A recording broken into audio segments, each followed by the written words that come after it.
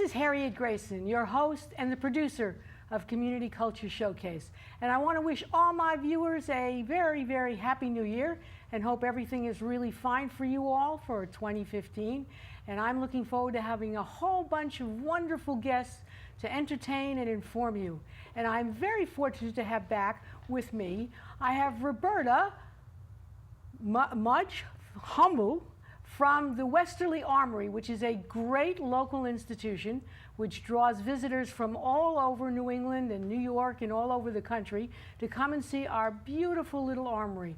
So Roberta, why don't you give us a little introduction and tell us a little bit about the Armory. It's a gorgeous old building.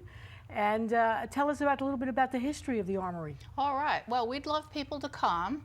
What I can tell you, Harriet, is that it was built in 1901, and of course it was originally for the State Guard.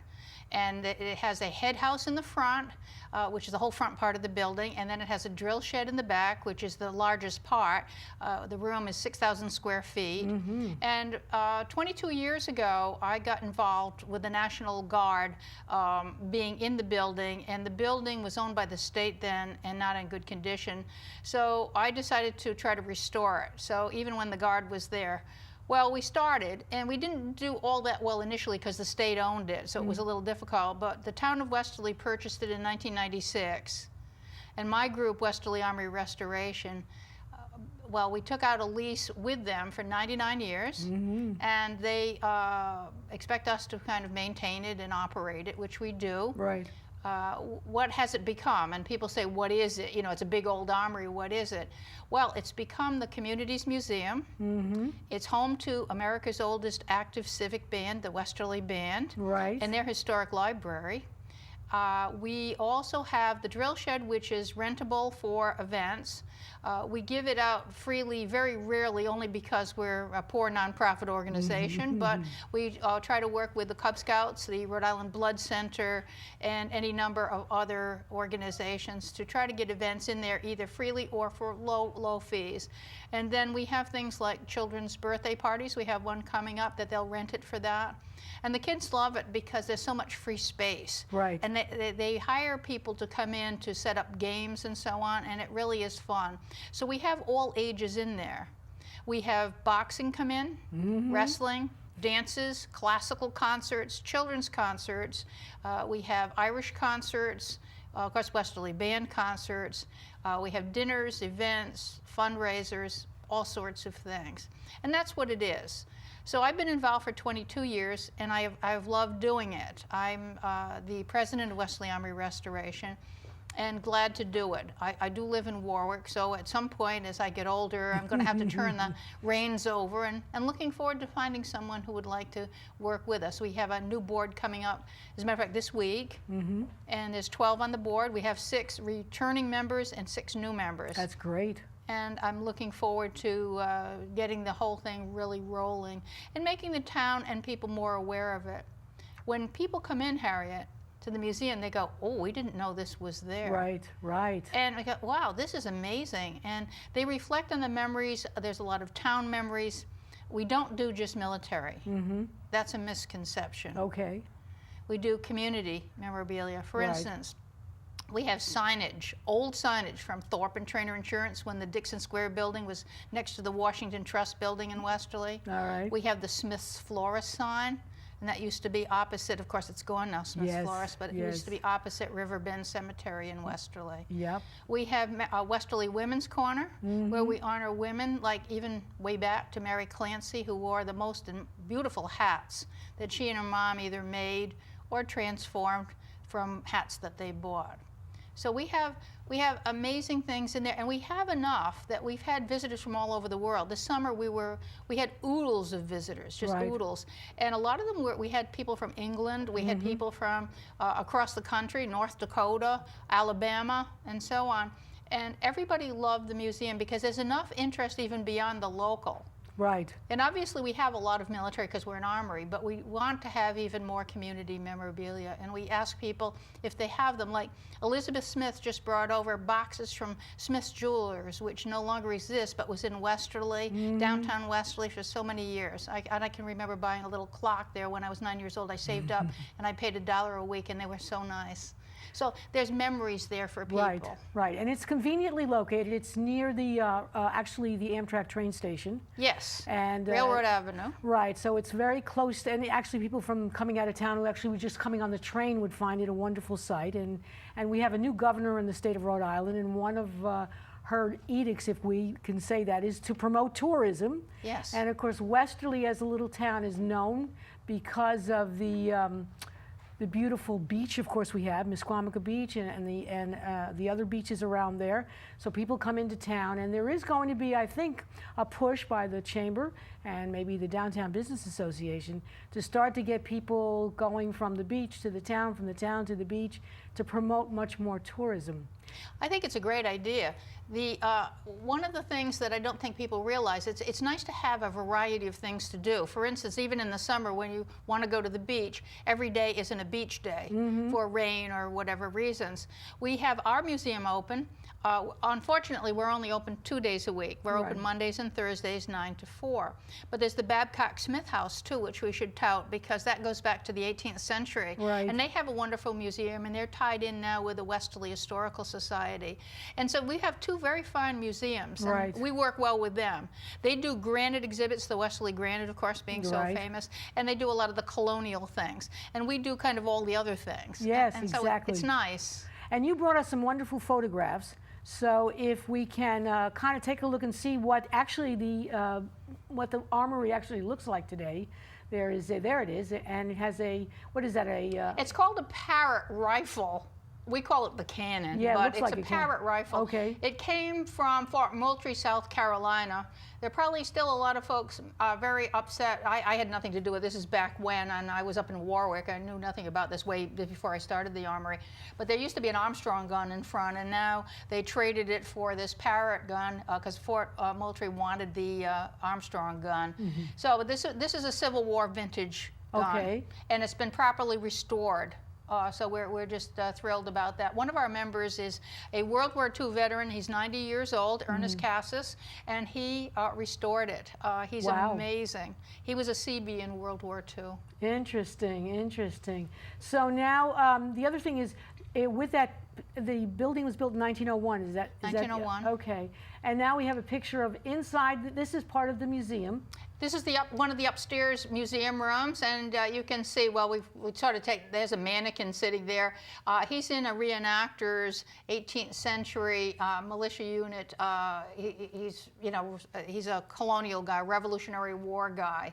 And as you can see the red jacket above, that's our oldest jacket. That is really old. That's 1832 Rhode Island Light Infantry. Okay. And just to mention one other quick thing, the case, which you can't really see on the left, is of old Westerly businesses from Bradford Dyeing Association and all the old Westerly businesses that you will see there. Some people will remember, and some even I don't remember, but it's kind of nice to have them. I see the hat on. Is that a hat on a mannequin over there? Yeah. Well, we've got we have some Civil War things to the right of the mannequin. And we have more Civil War things downstairs. And to the left of the mannequin, we have a helmet, which is an MP helmet, which was worn by the 169th Military Police when they were there. Great. And we have some more photographs here. Yes, well, that's Ed Moon, and he's still alive. He lives in Hope Valley. He played the tuba in the Navy Band, the President's Band, for 18 years in Washington, D.C., and we have his uniform. And we borrowed the tuba, which is 107 years old, from the Westerly Band's collection. Wow, excellent. And you can see Westerly Women's Corner kind of tucked way back there. There'll be another picture coming up of that. That's downstairs in the main hall. That's all Westerly and community memorabilia. We tried to represent most of the villages of Westerly. We're still looking for some white rock. We'd like to have some of that, but there's Bradford, Dunn's Corners, Weekapaug, Watch Hill, and some of the others represented in this case. And people love looking in this case. And at the very top of it, you can't see it well, but it's the West Street Bridge. They tore down the West Street Bridge just last year or so, and we have a little tribute to that. We kind of miss it, because trolleys used to run over that in Westerly. Okay. And here. Okay, there's Westerly Women's Corner a little closer up, and there's Mary Clancy with a hat on there. You can see her with the furs, and up above you can see some of her hats hanging there on the rack. Eleanor Wood is to the right, and to the left of Mary Clancy is Mary Jane DeMeo, the first woman town council president in Westerly. Interesting, interesting. This is the Westerly band room. This is also upstairs, and this is their home. And they practice every Wednesday evening, and they have a jazz band group, which is part Westerly band and part others, that practices many Saturdays, as long as it's not an event at the Armory. Right. The fun thing is if people are setting up at the event, they still practice because they're just setting up downstairs, right. and people love listening to them because they're top flight. They do yes. traditional jazz. Yes, absolutely. And we've had the band on here, the Westerly band, before, and the public is welcome to come and audition for the band. And as you mentioned before, it is the oldest community band in the country. Oh, yeah, the oldest active civic band in the nation. Yes, of course. The oldest bands are the military bands. Right, right. And so we have some more photographs of this is the drill hall. This is the drill hall, and this is the stage on the drill hall. We have wedding receptions there. We do normally 4 to 6 a year. We're not trying to be the wedding place right. because we want to have a good mix of things there. But doesn't it look nice the way they set up the stage and beautiful, everything? Beautiful. And they do. You come and you decorate it the way you want it. We obviously don't want you pounding things in, but other than that, look at how nice they made it, and they yes. pounded nothing in. This particular slide was of the St. Patrick's Day concert given by the Westerly Band last year, and they do it cafe style, and which is kind of fun. And then this is the Westerly Christmas concert. You were at this, I was Harriet. at this concert. I was indeed, and enjoyed it immensely. And we had kids, we had people from 99 to infants. It was a really interesting mix of people, and as always, the band itself for a concert like this provides an amazing array of different kinds of music. So it's not only the standard Christmas carols, but they really reach deep into finding some really interesting music. And yes, they do, and they always do a tribute to the Jewish holidays as yes, well. Yes, because we like everybody in sort of encompassed in that. Yeah, so it's really excellent. And and do we have any more photos? I think, yes. Yes, here. Well, that's just a close-up of the band itself, and you can see there's Allison Patton. She's the director right, of the band. She's right. the 5th director. And the band has older people in it, yes, but yes. it also has some very young people in it. Exactly. Good mix. Yes, and it's a wonderful way for people who have, or kids who have some musical talent, want a way to express it. It is a commitment, though, which is the way it should be. I mean, if you want to play an instrument, if you want to play it well, you got to practice, and this gives people a wonderful opportunity. And if they played music, you know, maybe 20, 30 years ago and would like to get back into it, I know not everybody can be in the band, but no, but they actually will give free lessons, and they can sort of bring you up to snuff if you want to practice, but you still got to practice. Yes, that's right. Can't get around that. So the other thing that's amazing about you, Roberta, is that you have created, we can look here on my, on the table a little bit, you have created all kinds of books and games for the purposes of really, I guess, in my mind, 2 purposes. One is to promote the Armory. Yes. And the state of Rhode Island. Yes. And also to make things really historically interesting for people to kind of learn about not only what's going on in town, but just in general get people interested in their own history. Yes, I think that it's a wonderful way to, if you can entertain people and inform them at the same time, it's the best way to go. A little spoonful of sugar makes the medicine go down. Right, exactly. So, my first book was The Historic Armories of Rhode Island, and that we're just about sold out of those. I did that with Colonel Howard Brown, who unfortunately died last February, but he was 95 and wonderful, a good friend of mine for sure. It was my sabbatical project from Community College of Rhode Island. And that one is not, you're not going to laugh with that one. That one's just informative. But then I came out after doing a presentation at the State House in 2005 with The Right to Crow. Governor Carcieri asked me to do something with the presentation because it went over so well. And it examines the first bests and uniques of Rhode Island. Right. We've sold about 20,000 of those, and that one entirely benefits the Armory, too. All money from that goes to the Armory. And of course, for people who don't know, the red hen is the red hen is our state bird. Rhode Island red is the state bird, yes. That's because it's hardy, it's handsome, it's good laying, and it's good eating. No, okay, there you go, there you go. Who would know that Rhode Island is such an agricultural state? But actually it is. It is. We actually have, I myself am a customer of one of the local dairies, which actually comes every single week to my house and delivers fresh milk and eggs and butter and, you know, all those great dairy things. So Rhode Island, Yes. as people wouldn't think, actually happens to have some very nice dairies. Oh, it does. It has 1,215 registered farms. Wow. Okay. Now, but some of them are very small. Yes, And some of them are yes. very large. Yes. You know, so I should tell my audience that Roberta is the expert on everything about Rhode Island. Are you? No. But Yes, you are. I know quite a bit, but I don't know. No, I'm not the expert, honest. And are you a native, right? I'm a native, born and bred in Rhode Island, Yeah. Westerly, yes. But I Yes. live in Warwick now because I teach at Community College of Rhode Island. Okay. All right. So we're in, and then what other kind of goodies do we have here? Well, I have a children's book, Rhode Island's Friendly Ah. Faces, which is fun, and that's done very well also. It has the windmill, who tours the entire state and visits all the historic sites and the places in Rhode Island that are fun to visit.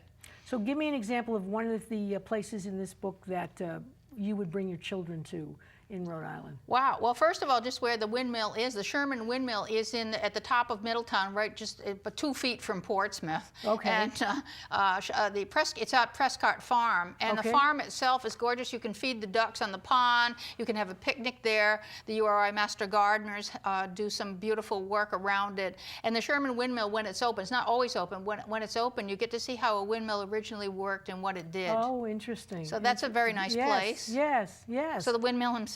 Okay, because I'm asking you because my grandchildren are going to come and visit with me for maybe a week in March. So I'm Well, looking take a for picnic great... lunch and something for the ducks and geese, and away you go. All right, very good. What else do we have here that you want to? Well, Little Rhodey and the Other 49, that's the speech came before the book, and I was asked to address the National Conference of Secretaries of State, and I did that, and some of them invited me to their states. I came out with the book, which has also been very popular because it compares Rhode Island to the other states, and everybody comes out looking good.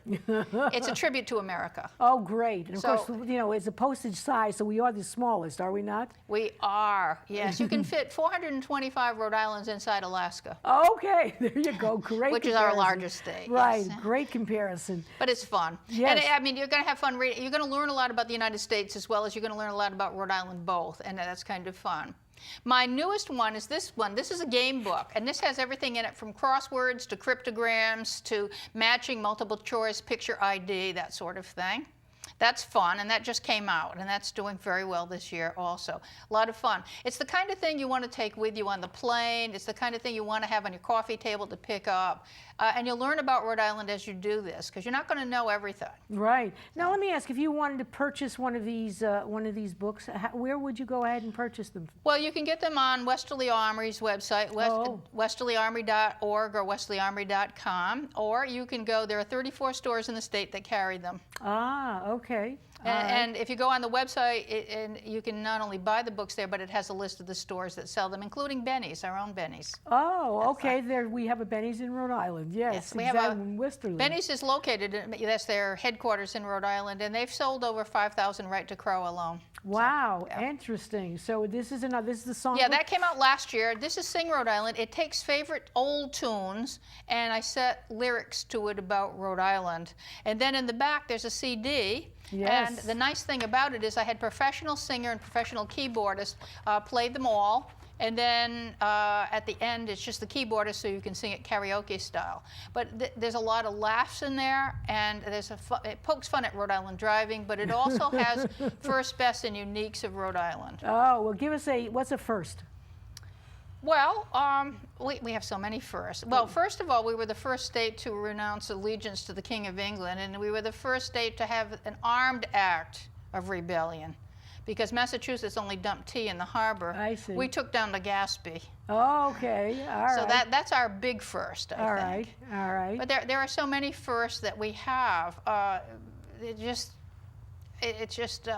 We have the best. Like we have the oldest existing enclosed shopping mall in Rhode Island, the Arcade in Providence, and we have but they're just you know, it's funny because I'm kind of clogged at the moment because there are just so many of them that run through. Yeah, I guess I get kind of clogged once in a while. But yeah. Because people would think this tiny little place, but listen, we were part of the colonial, there was a colonial system here. We have a long history of being associated with religious tolerance with Roger Williams. Yes. And historically there. We have, I believe, if not the oldest, one of the oldest still working synagogues in Newport. Yes, we do. Synagogue. Toro Synagogue. We have the oldest tavern in America, the White Horse Tavern, also in Newport. In sports, we were first to have the Baseball World Champions, the Providence Grays. We were the ones, Massachusetts invented basketball, but it was a very slow game. At URI, Coach Frank Keeney developed the fast break in basketball, and that was known around the world. That became world famous. We were the first in America to have golf, the first to have a 9-hole golf course in the nation.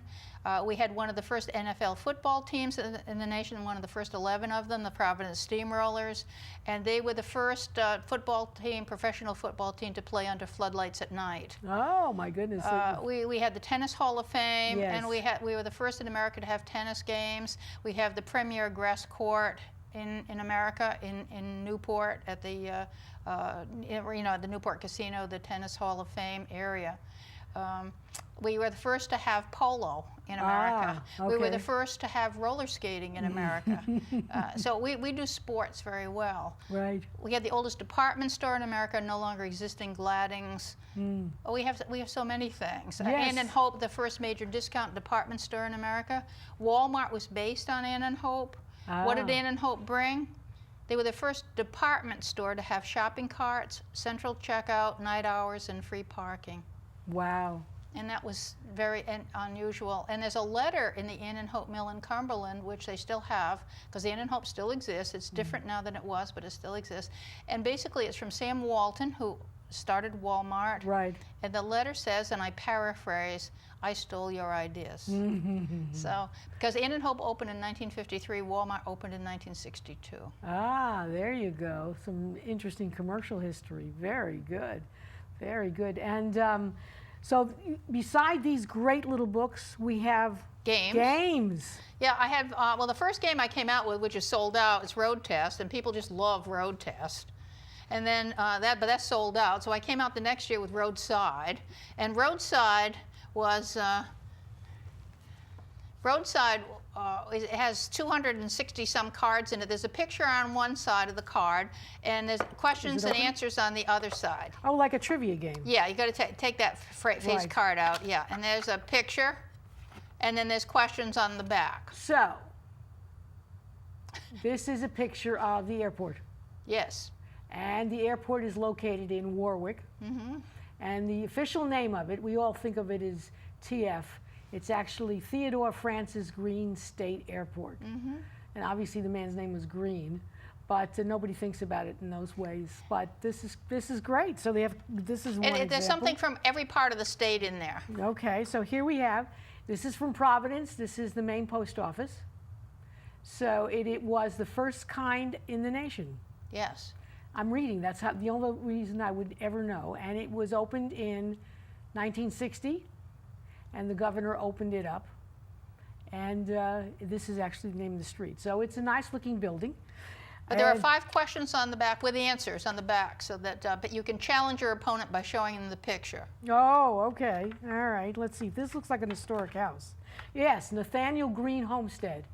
So it's located in Coventry.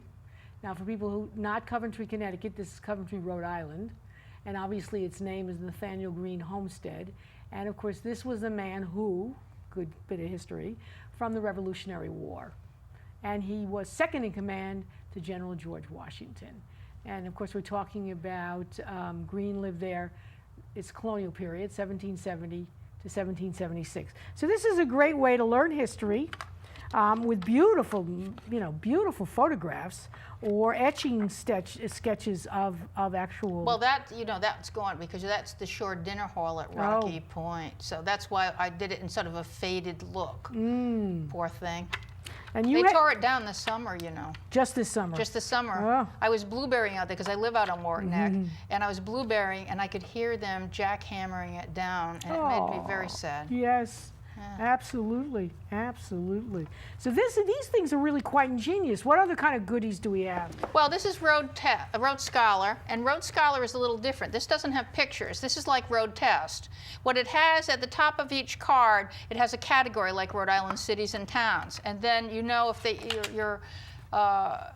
you tell your opponent the topic, Rhode Island cities and towns, and then you ask them. Well, you give them a clue one at a time, and if they get the first clue, they get 4 points, and so on. The second clue, they get 3 points. Right, right. So this is interesting. It's very hard. Scholar is my hardest game. Uh-huh. And it has like, what have you got there at the top? What's that category at the top of that one? Rhode Island buildings. Okay, so Rhode Island buildings. So now I'm guessing the name of a building. Okay, give me a clue. What's the It was first? built in 1913 and is 16 stories high. It's V-shaped. I know what it is, but I'm just, the Turk's Head Yes. building, yes? Yes. In Providence. Yes. Yes. So, but you give the clues one at a time, and then people have to guess. And so, sometimes you say it's built in 1913, and nobody's going to guess that. And then you give them another clue, and so on. Right. And it's fun. Yes. Road Test was similar, but it was a lot easier. This one is the harder one. Yes. But we've sold thousands of these as well. Right. And people like to test themselves. Now, typically, is it Rhode Island residents or former Rhode Island residents who buy these We things? sell a lot of these to Florida. and there are actually, we found out that there are actually game nights in Florida where they play these games. Oh, my goodness. Yeah, so we ship a lot of these things down to Florida. Plus, they go out to other states as well, but there's a lot of Rhode Island residents in Florida. If they're not in Rhode Island, they're probably in Florida. I see. Okay. Well, we do know there's a lot of those, what do you call them? There's the snowbirds who split their time between Rhode Island and Florida. But there's some in Arizona. There's a lot in California. It's amazing. There's one fellow who lives in Arkansas. He used to live in North Smithfield, Rhode Island. He was a dentist, and he retired. And he retired to Arkansas.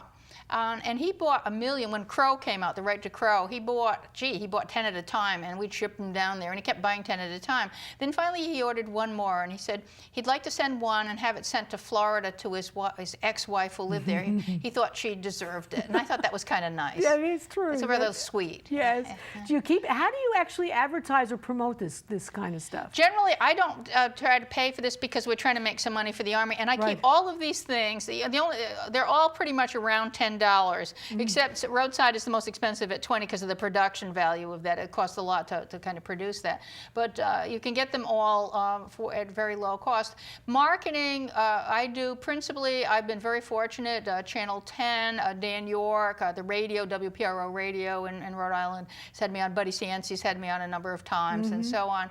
And they've helped me promote these things because they know a lot of it goes to the Armory, and they enjoy it because we get to quiz them too. And it's a lot of fun.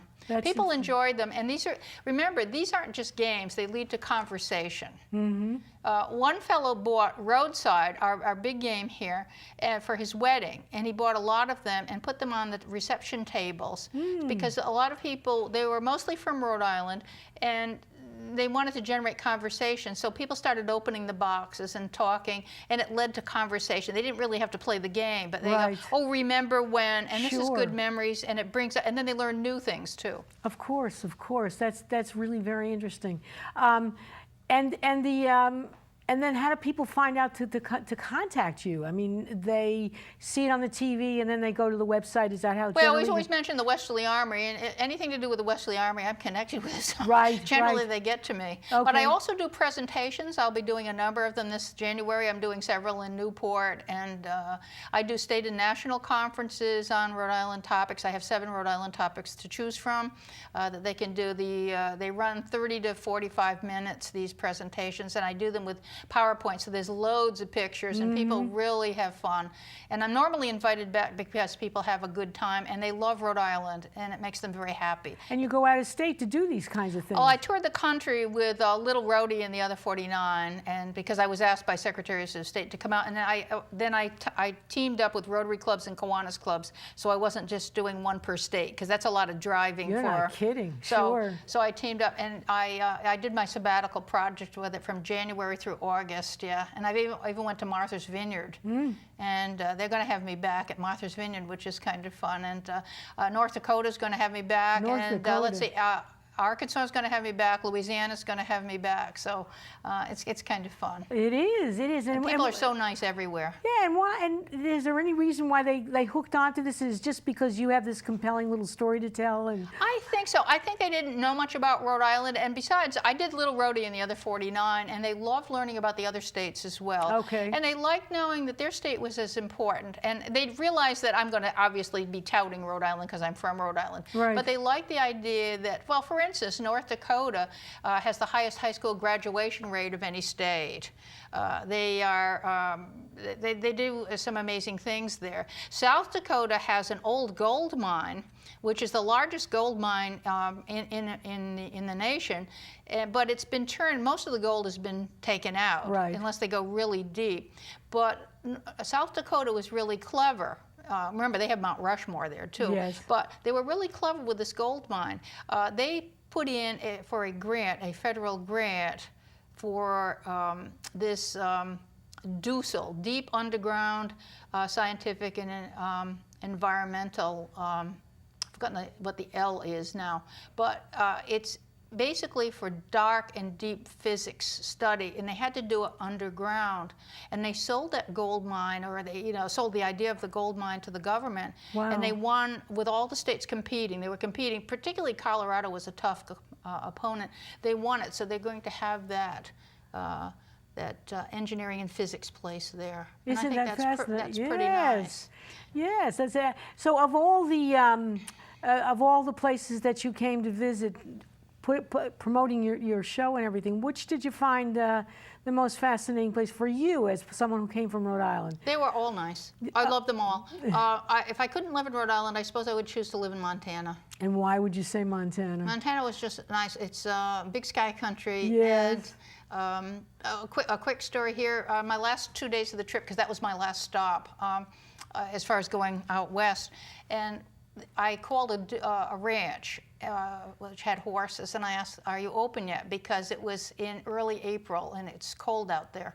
So he said, "I'll be open next week. Is that okay?" And I said, "Well, oh gee, I'm going home in 2 days." So he said to me, there was no pause. He said, "I see no reason why I can't take you horseback riding." And he took me out for 3 hours, just the two of us. Wow. And remember, they make most of their money when they're in a big party. Yes, because they're yes. taking in all the money rather than just taking one little person up. And he took me up this mountain. We overlooked one of the great, the Glacier National Park, one of the great parks in America. I can see why that could be your favorite. Yeah. Although I've obviously never been to Montana, but Montana, yes. yeah, there's a freedom there. I can remember I drove over 200 miles without seeing another car. So you have to gas up. Right, and here you are, compare Montana to Little Rhode Island, and it's quite true that Rhode Islanders have this. Now, I obviously was not a native, although I've lived in Westerly since '99. It's like if you live in Westerly, you never heard of Providence. It's just, it's a funny little place. Very hard to get people to move around, yes.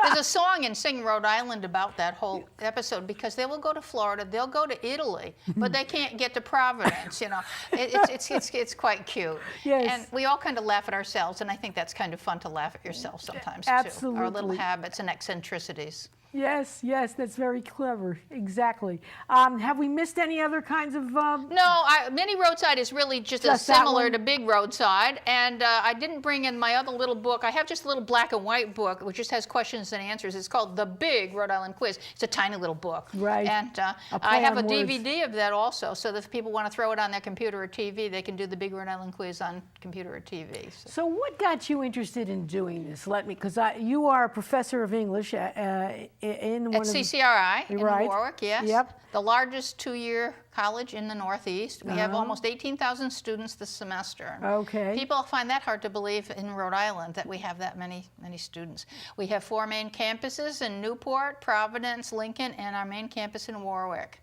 We're right across from the Rhode Island Mall, formerly the Midland Mall. In Rhode Island, we have to refer to everything by past names. It's very important to do that. To maintain history. Yes. So I guess being there, I've done other things. I do my own textbooks. I do my own textbooks in technical writing and in oral communications. And one of the reasons I do them that way, because if I'm teaching, well, of course I do work outside. Like I did work for other, I won't name all the places, but very well-known places in Rhode Island. I have either taught there a full course or I have been brought in as a consultant to work with people to do kinds of letters or kinds of reports, or I even did one for, I'll mention this one, Colette Vacations, on grammar and punctuation. And I thought, grammar, I mean, I know my grammar and punctuation, but that's not normally what I would be teaching. Right. But I developed something for them, and I went every Friday for, I think, 5 Fridays. And do you know, on the 5th Friday, they were so disappointed we weren't going to do more. We had such a good time. We really did. Because punctuation can be, they were interested in it because they had to use it, and they wanted, when you have to use something, you want to know how to do it. And so they were fascinated, and we had a lot of fun. There's a lot of laughs. The English language is funny. Okay. So we have a good time with that. But as far as getting into Rhode Island, I was just asked to speak at the State House to give the Independence Day address one year. And everybody else, I'd seen them done, and I thought, wow, I'm not an historian, you know, what do I do? So I did a few paragraphs on independence, and then I said I'd like to talk about what we've become since becoming independent, and went into first, best, and uniques of Rhode Island. Right, right. And that's when the governor asked me to do something with it, and I came out with the right to crow.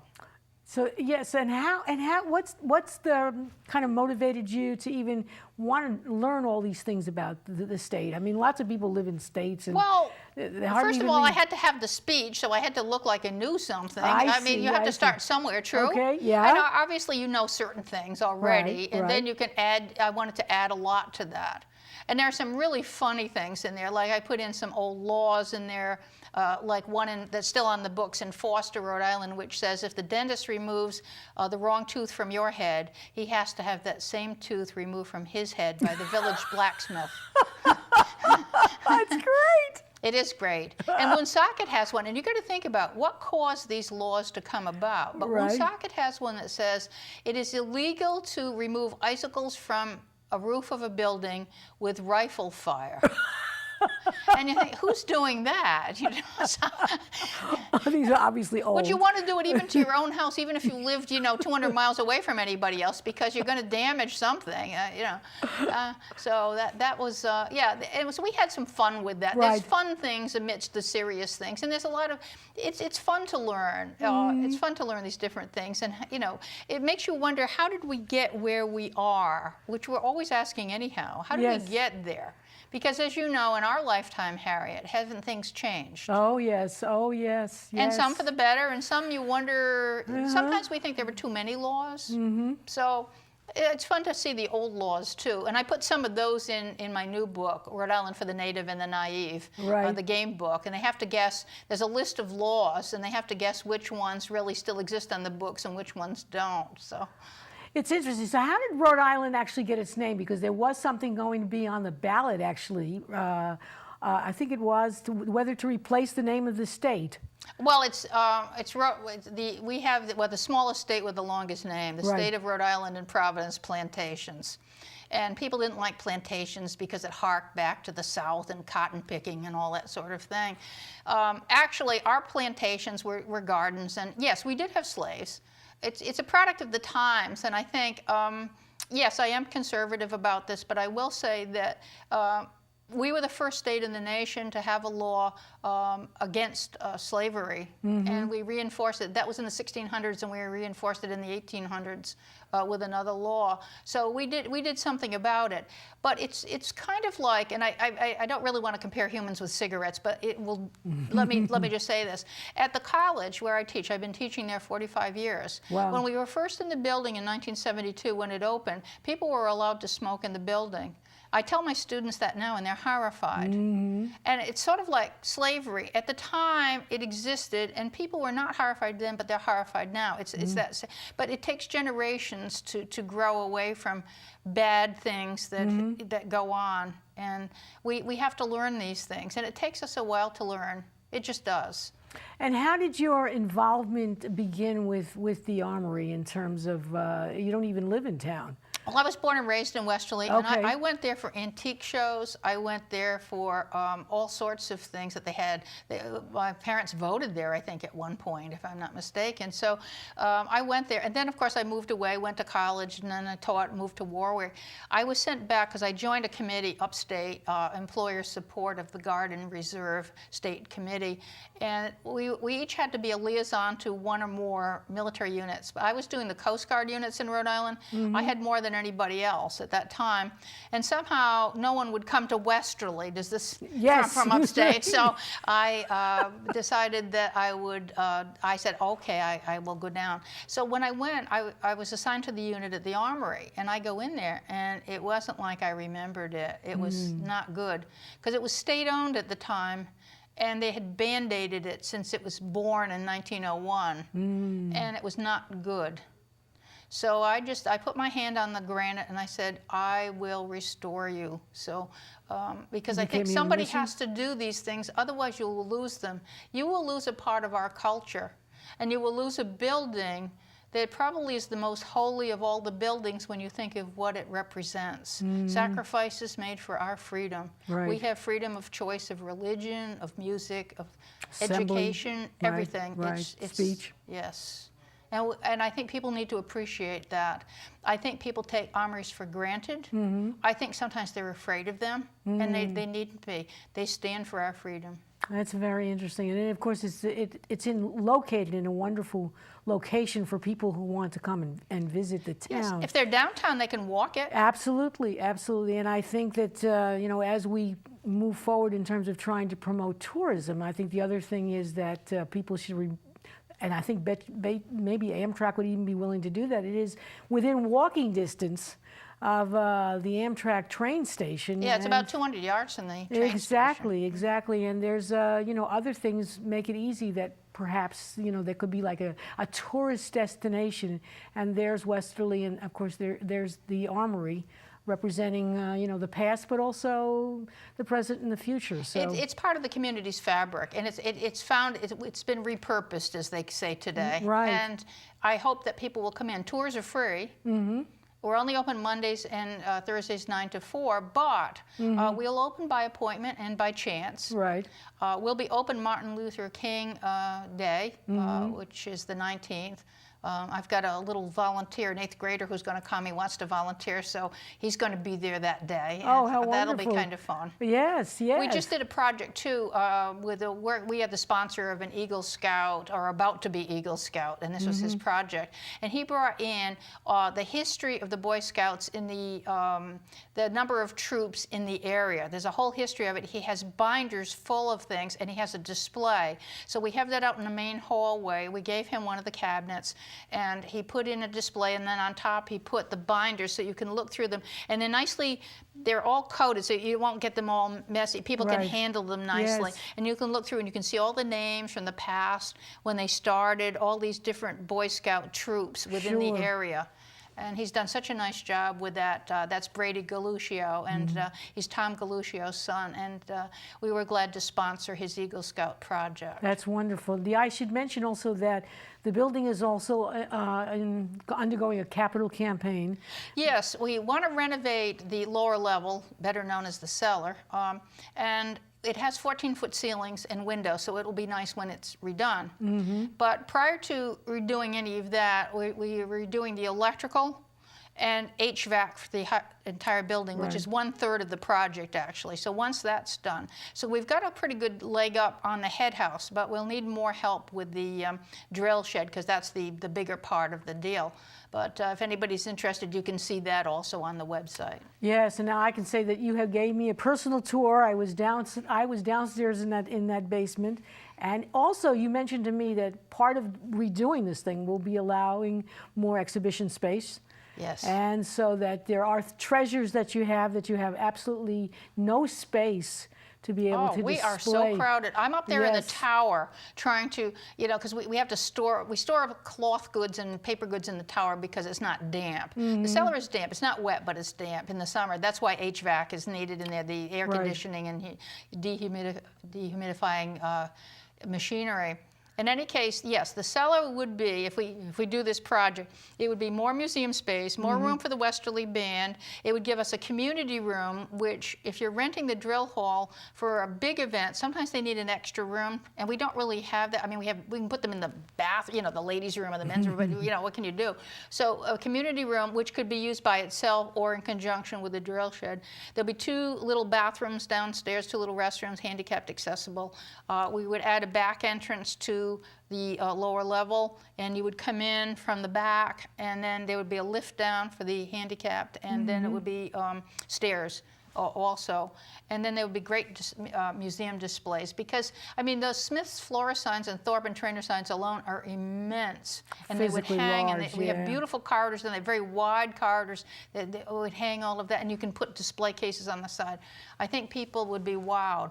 And for people who don't like museums, you'll like this one, because it's very different. Yes. It has a different approach. It doesn't have like 3 objects in a room. I mean, it is crammed. It's probably a little over crammed at this point, but there's lots to see, and lots of, we enjoy having students come, and we invite teachers to bring their students.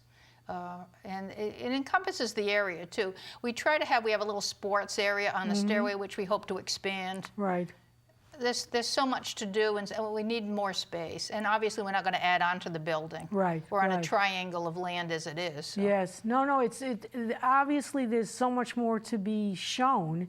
And do you actively seek out the teachers to bring the kids in? I had the principal of the high school and the superintendent of schools over this past summer, and I said, can you try to encourage this? So I don't know what they're doing, but I may try to follow that up and try to send a letter that they can send out to the teachers, like directed to the teachers, to let them know that we're there, because we'd like high school students. Obviously, 4th and 5th grade normally come. That's when they tend to bring them. Okay. But we'd love to have anybody from the area come in with private schools, public schools, whatever it may be.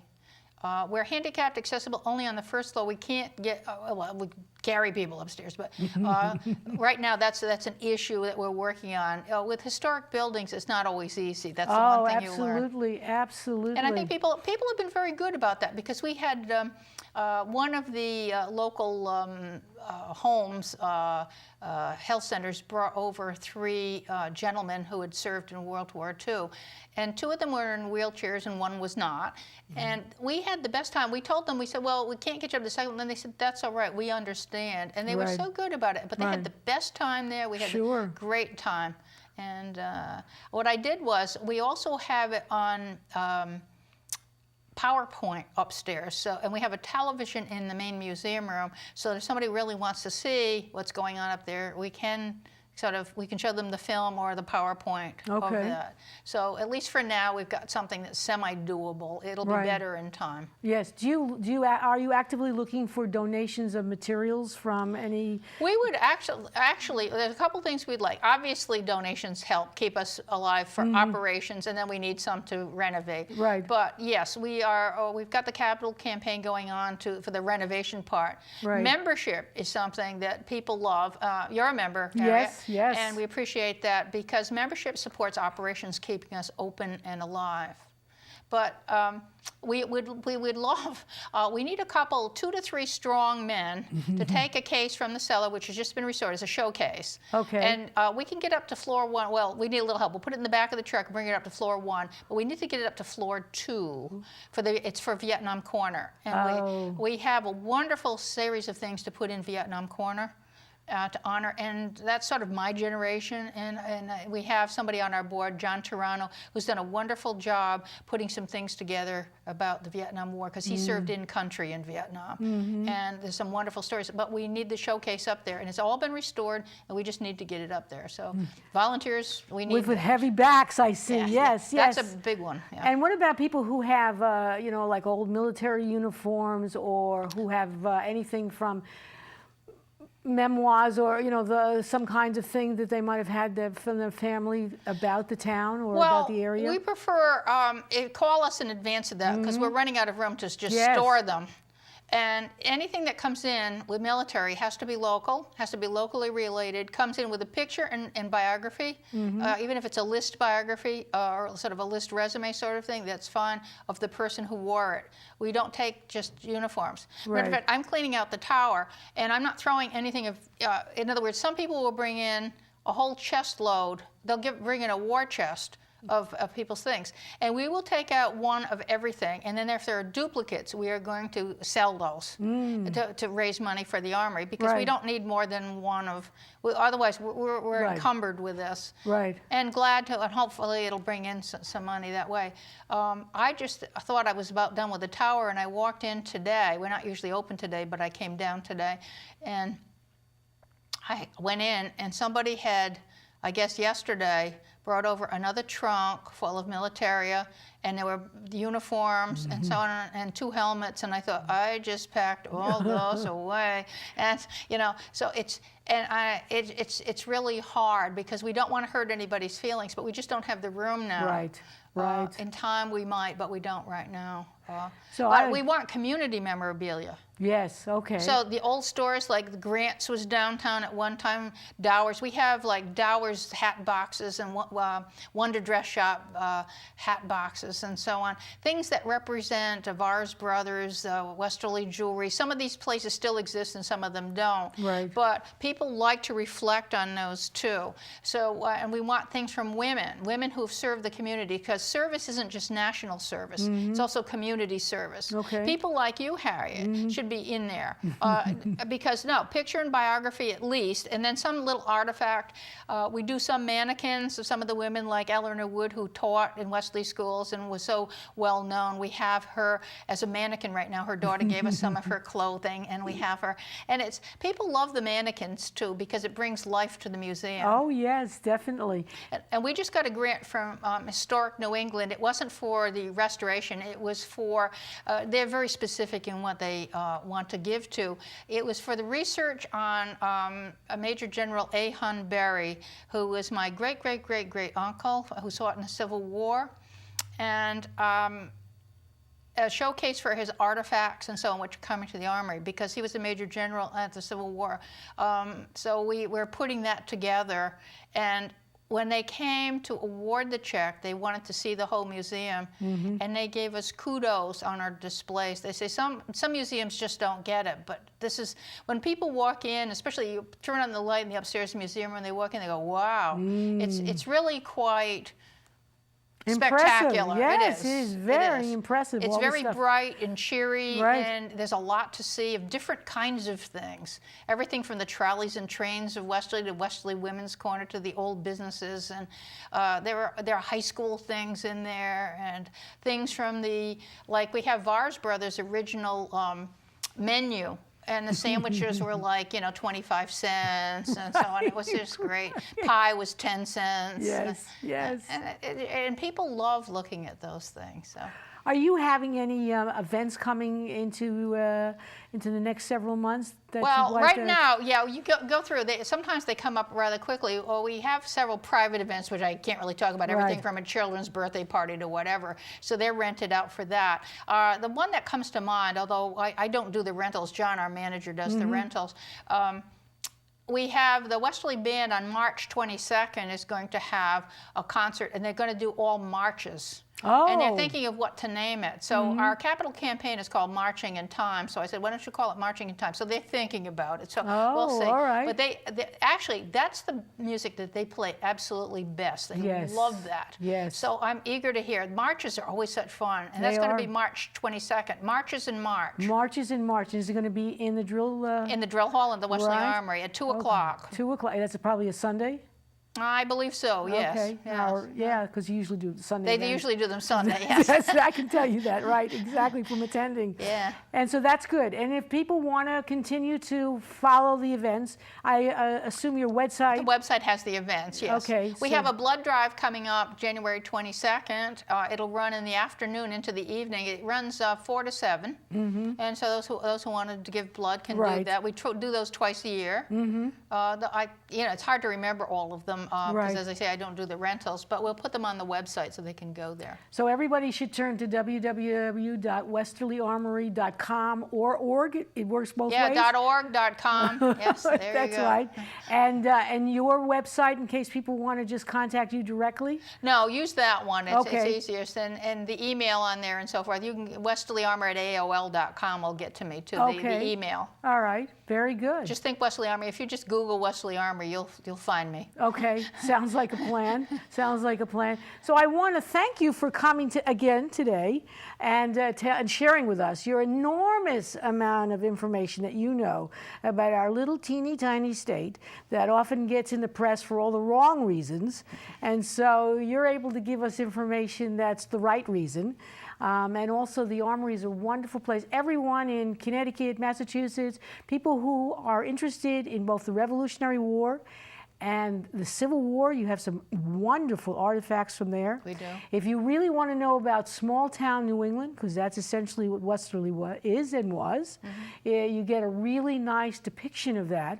You know, lots and lots of little towns around here, and if you go to the Armory, it is Westerly, but it could be any number of little New England towns that, especially anyone where the sea was important on the coast here.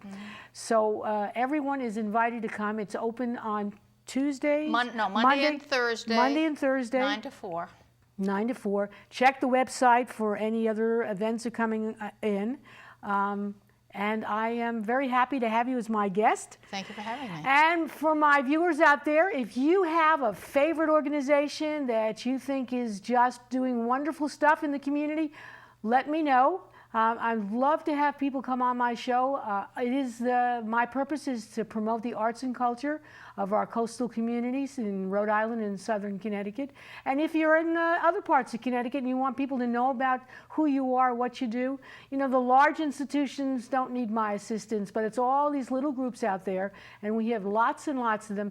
Theater groups, performing arts, things that you do with kids and dogs and all kinds of stuff in between. That's what I'm interested in.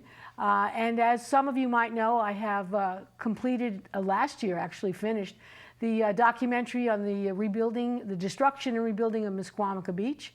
And that was a wonderful success, and I'm looking forward to starting in 2015 my new documentary. And I think the actual theme will be having how animals have helped us in terms of therapy dogs and the work that's done with horses, with vets, autistic children.